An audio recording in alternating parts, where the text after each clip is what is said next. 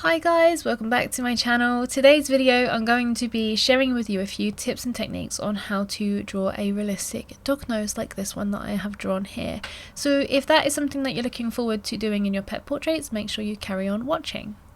So the first thing we do is make sure that we outline all of the nostrils, so you can see the kind of shape that they're making. They're kind of bean shaped and they kind of come out towards the sides with this kind of line coming out towards the edge.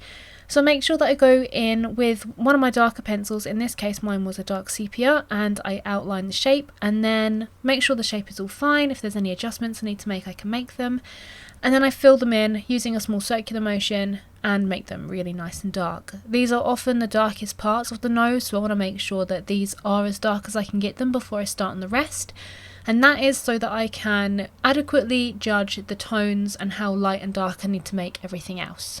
I've also added in the central line of the nose as well, as that is one of the darkest parts. And then afterwards I'm just going through with a waxy white pencil. In this case it's the Holbein Soft White, and I am mapping in the areas of white highlight that I can see on the nose. So I'm making sure that those are going down first, and this is because I'm going to be using a scalpel to etch away some of the highlights, and it's just easier when you've got a white base down for doing that. Then it's just time to layer up. I am working from light to dark because that is always the case that you need to do with coloured pencil. So I'm using the lightest base. I'm using a light base as well because I want that base to come through on the highlights. So I'm using a warm grey one, going through and making sure that that is covering the entire nose. I'm also going over those little white patches that I added in as well. And then I'm going in slightly darker. I'm using a cooler grey tone this time, a cold grey 3. And the reason I'm using a cooler grey tone is because the nose holds a lot of blue tones in the highlights. And speaking of blue tones, I'm going in with a light blue. I'm using a mixture of Polychromos and Derwent Lightfast for this. So I've used a light blue in the Derwent Lightfast, adding that into a few of the areas next to the highlights. And as I said, there's a lot of blue and everything around here, so I'm just kind of making sure that that's a nice layer down on top of those grey tones. The blues are really going to come through. It may not look like very much at the moment, and we're starting to add some of the darker purpley blue tones as well, so I'm using some mauve.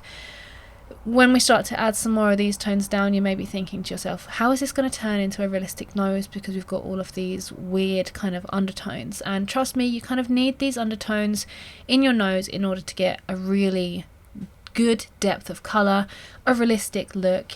If you've just got greys and maybe even some browns going on in noses, that's fine, but whenever I do that with some of my portraits, because I have done it in the past, they tend to look a little more flat. So I'm using some Delft blue, some Indanthrene blue, some mauve, those kinds of tones, those darker blues and those darker purples. I'm even using some Caput Mortuum to add in a little bit of a brown tone.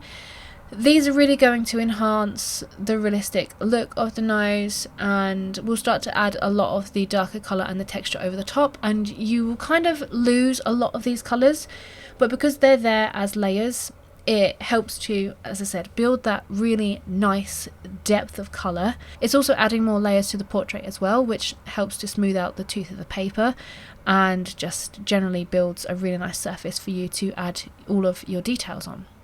With those very strange undertones down, it's time to start adding in some detail. I'm using the darkest pencils for building the detail and the shadows within the nose, and the main pencils I've used are some dark sepia, some warm grey 6 and some black.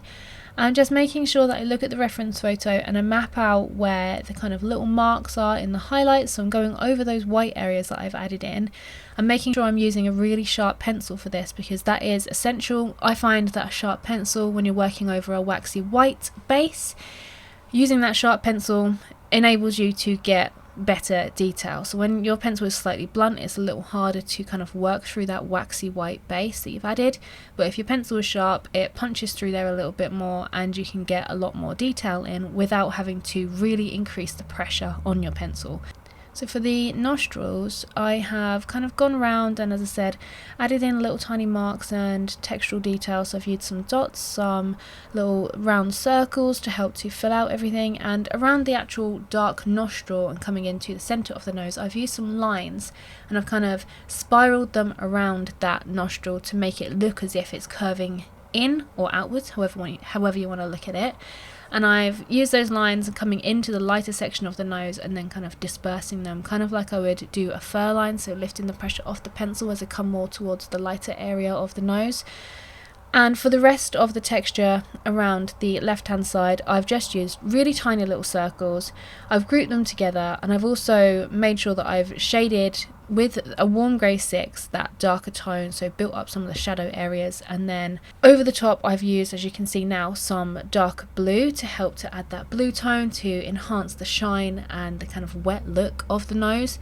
And I've used my scalpel as well to go in and etch out some of the shiny details. So this is why I've added in the white base, so that when you use the scalpel over the top, those white areas come out really, really pristine and stark, and they just look so much more shiny. If I didn't have that white base, I would still be able to go in and use the scalpel, but I would be etching away to the first layer of grey, so it wouldn't be as nice and bright and white. And it would also make it a little bit harder because that waxy base just kind of lifts off the paper when you use the scalpel, so it's much easier to get the highlights, so you don't have to work at them. It's just a really easier way, trust me.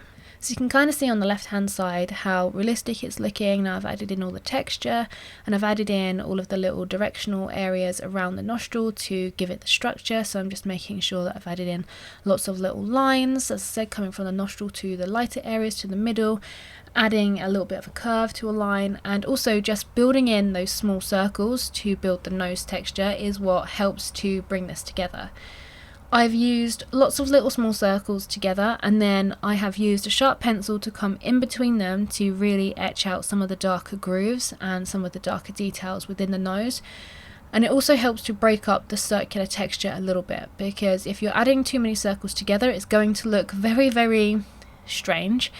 So I come through and I add some little wiggly lines to come in and around those circles and just break them up a little bit, and just adds a little bit more interest to the texture on the nose as well. So a good tip for you is not just to build small circles, small open circles on the nose, but to come in between and add some lines to break them up so it doesn't look such like a repetitive texture, because that is something you want to avoid. You want to make it look more natural, and if you've got something that is very repetitive, often it doesn't look entirely natural. So just coming through with a sharp pencil and breaking those up a little bit, also coming through and kind of adding in a little bit more shading to some of them as well once you've added them down, just helps to build a really realistic look for the nose. As you can see, I'm kind of really building on the right hand side of the nose here, just building in some of the shadows. I'm building in a lot of the shadows on this side first before I come in with texture. There's not as much texture and detail on the right hand side as there is on the left hand side. The left hand side is in a lot more light, so you will often see a lot more texture and detail where you do have lighter areas. In the darker areas, the really dark sections, you probably won't have very much detail, so I'm kind of avoiding adding in too much unnecessary detail in those areas. But where I do have the lighter sections next to those darker bits, that's where I'm adding in the texture on this particular side of the nose. I'm also trying a different technique of using my soft white pencil to add in a few of the highlights, which works incredibly well. I'm using the Derwent Lightfast paper, and using a white pencil over the top of these darker colours on this particular paper works really, really well, as you can see.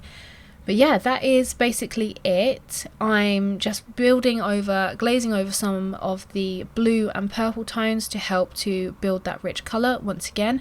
Adding a little bit of the dark indigo into the highlights of the nose as well, to again just make it look really nice and wet and nice and crisp, and all of these colours really come together. You can't really tell that I've used too many purples or anything in the undertones of the nose. They're coming through a little bit, but the main kind of look of the nose is obviously dark, which is what you want.